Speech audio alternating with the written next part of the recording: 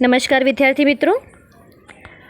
सुखी डाली एकांकी जो उपेंद्र नाथ अश्क द्वारा रचित है, इस एकांकी को प्रस्तुत करने से पहले मैंने आपको इस एकांकी के पात्रों को जो है परिचित करवाया था। किस प्रकार संयुक्त परिवार की कथा होने के कारण बहुत सारे पात्र इसमें हैं, मगर उसमें आपको दादाजी यानी कि दादा मूलराज और छोटी बहू बेला जो है उसी को याद रखना है, क्योंकि वो दोनों मुख्य पात्र हैं। एकांकी की शुरुआत जब होती है तब पहले अंक के पहले दृश्य में इंदु जो है वो बहुत ही गुस्से में आकर बेला की शिकायत करती है। बेला की शिकायत से प्रेक्षकों के मन में या एकांकी पढ़ने वाले पाठकों के मन में यह प्रश्न उपस्थित होता है कि ये बेला है कौन कि जिसकी ये लोग शिकायत कर रहे हैं। इतने में रजवा जो नौकरानी है, नौकरानी भी अपनी छोटी भाभी के साथ आती है और प्रवेश करती है और वो भी शिकायतें करती है।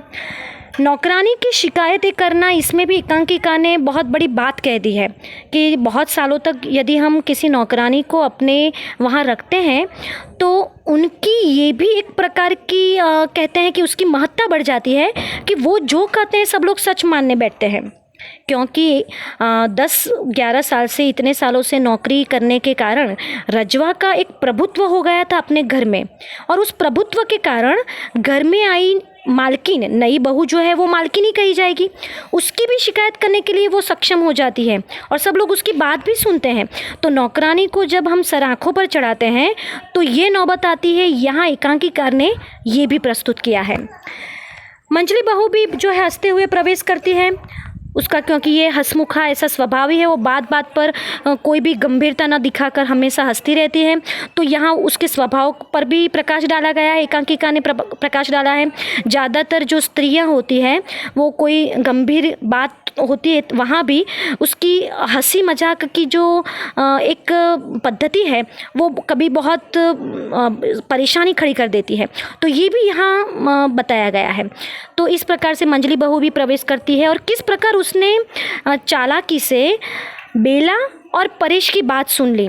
मैंने आपको ये भी कहा था कि संयुक्त परिवार में जब कोई रहता है तब कमरे आसपास रहते हैं, तो कमरे में यदि लड़ाई झगड़ा पति पत्नी के बीच भी होता है तो वो पड़ोस की यानी कि उसी के पास रहने वाले परिवार के अन्य सदस्य समझ लेते हैं और नोकझोंक भी करते हैं। अच्छे परिवार के सदस्य होते हैं तो उसको सुलझाने के प्रयत्न करते हैं, मगर जो बहुएं तो आपसी ईर्ष्या में होती है तो दूसरी बहू पहली बहू की इस प्रकार से झगड़े से थोड़ी जो है खुशी भी महसूस करती है और किस प्रकार से उसको बढ़ा चढ़ा कर बात करती है ये भी बताया है। यानी संयुक्त परिवार में भले प्राइवेसी नहीं रहती, मगर ये जरूर होता है कि दाम्पत्य जीवन में यदि कोई भी ऐसी अघटित घटना बनी तो उसका अंदाजा पूरे परिवार को लग जाता है।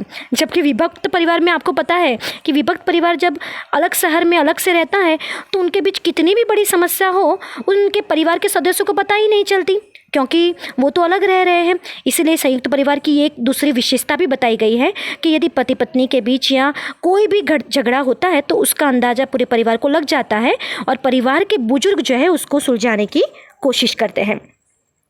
अब इन शिकायतों में पहला दृश्य, उसमें जो है दादाजी के कपड़े भी नहीं धोए, ये सब बातें करते हैं, तो उसमें पहला दृश्य समाप्त होता है। दूसरे दृश्य में मैंने आपको बात की थी कि दादाजी किस प्रकार बरगद के पेड़ को देखकर जो है अपना प्रतीक, अपने संयुक्त परिवार का प्रतीक उसे मानते हैं और किस प्रकार खुशी व्यक्त करते हैं।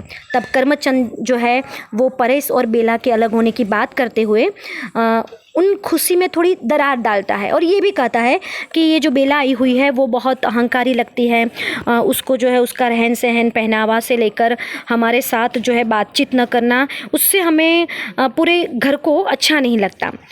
अब आप ये सोचिए कि 72 वर्षीय दादा मूलराज जो 2 पीढ़ी से भी पुरानी पीढ़ी के हैं, उनके मन में जब सभी सदस्य यही बात डालते हैं कि बेला अलगाव रखती है, अलग से रहती है और इस प्रकार से घमंडी है, तो कोई भी बुजुर्ग होगा और वो भी पुरानी मान्यता वाला होगा, वो तो गुस्सा ही हो जाएगा, क्रोधित ही हो जाएगा और उसे यही लगेगा कि हाँ कसूर तो बेला का ही होगा, क्योंकि एक नहीं सब लोग बोल रहे हैं।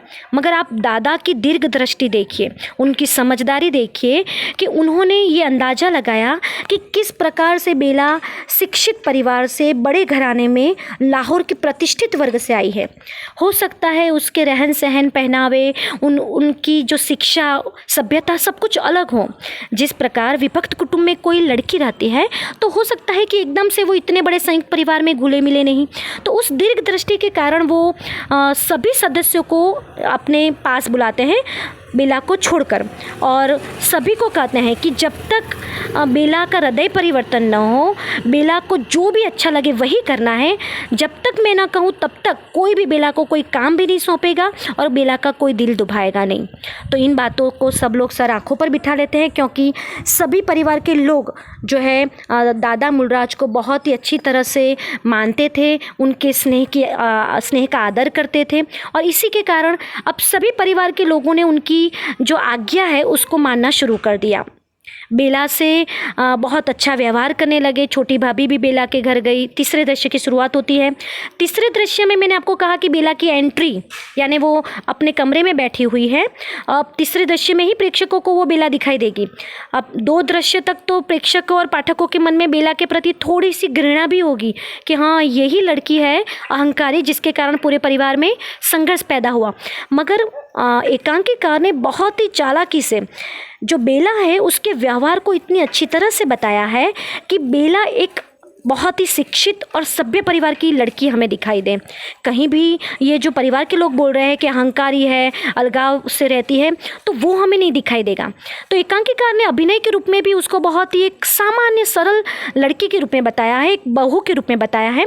यहाँ तक वो अपनी सास आती है तो उसको भी बहुत आदर देती है और कहती है कि आप बैठिए ना मम्मी, मगर जो है छोटी भाभी कहती है कि नहीं बेटा, मुझे बहुत काम है, तुम बाजार से नया फर्नीचर लेकर आना।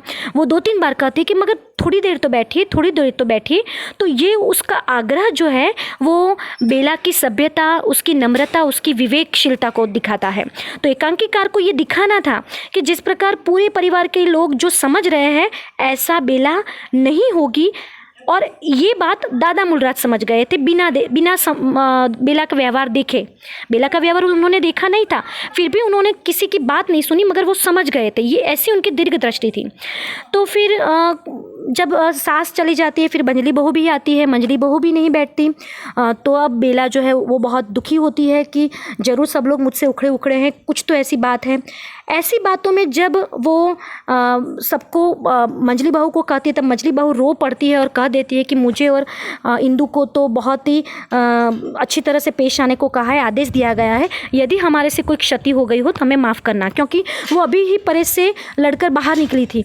तो शायद मंजली बहू ने वो सुन लिया था, तो वो और घबरा गई थी कि ये हम तो इतना अच्छा व्यवहार कर रहे हैं, फिर भी बेला परेश से क्यों ऐसा बोल रही है कि मैं इस घर में नहीं रहना चाहती, इसलिए वो माफ़ी मांगती है। इससे अब बेला को पता चल गया कि बात दादाजी की है। अब वो इंदु के पास जाती है और इंदु कपड़े धोने जा रही थी, तो वो कहती कि चलो इंदु, मैं भी तुम्हारे साथ आती हूँ। इंदु कहती कि नहीं नहीं भाभी, आपको नहीं आना है। तो फिर एकदम से वो बोलती कि नहीं, तुम मुझे मना मत करो, मुझे आना ही है। और फिर वो इंदु के साथ चली जाती है और कपड़े धोने लगती है।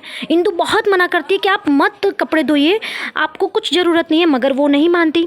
जब वो कपड़े धो रही होती है तब दादाजी वहाँ प्रवेश करते हैं। आपको यहाँ इस सीन को, इस दृश्य को बहुत ध्यान से सुनना है कि जैसे ही दादाजी वहाँ प्रवेश करते हैं, एकदम से इंदु घबरा जाती है और कहती है कि दादाजी एकदम से घबराई हुई कहती है कि दादाजी मैंने भाभी को मना ही किया था, मगर वो उन्होंने ये साफ कपड़े धोना शुरू कर दिया।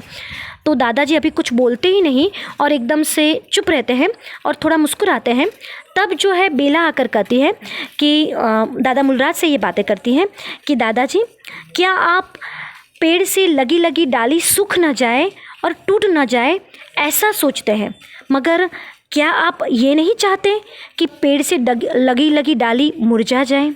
उसका मतलब यह है कि यदि डाली सूख कर टूट जाए, ये आप नहीं सोचते, ये आप चाहते नहीं हैं, तो आप ये भी मत चाहिए कि मैं भले पेड़ से लगी हुई हूँ मगर मैं मुरझा जाऊँ। यानी कि सब लोगों का व्यवहार जो मुझसे उखड़ा उखड़ा है, सब लोग जो मुझसे इस प्रकार से व्यवहार कर रहे हैं, उससे मैं बहुत दुखी हूँ। मैं सब लोगों की तरह बनना चाहती हूँ। अब मैं समझ गई कि जो है मेरा ही व्यवहार ऐसा था कि सब लोग मुझसे दूर रहे। अब मैं सबसे घुल मिलना चाहती हूँ, क्योंकि मैं बरगद के पेड़ की मुरझी हुई डाली बनना चाहती नहीं हूँ। और जिस प्रकार आप सूखी डाली और टूटी डाली बनाना नहीं चाहते मुझे, उसी प्रकार मैं पेड़ में लगी हुई मुरझी डाली बनना नहीं चाहती। तो दादाजी जो है उस वक्त मुस्कुराते हैं, इन जो बेला है उसका गला भर आता है और फिर एकांकिका ने कहा है कि दादाजी का परिवार फिर से बरगद के पेड़ की भांति हरा भरा हो गया। तो इस प्रकार इस एकांकी में जो एकांकीकार हैं उन्होंने ये बताया है कि किस प्रकार एक बुजुर्ग की नई सोच, नए युग को समझने की दृष्टि, दीर्घ दृष्टि के कारण पूरा परिवार और सभी लोग की समझदारी के कारण पूरा परिवार टिक गया। तो इस एकांकी की विशेषता, इस एकांकी का उद्देश्य हम अगले वीडियो में उसकी चर्चा करेंगे। तब तक यहाँ तक की जो कथा वस्तु है आपको याद रखनी है। धन्यवाद।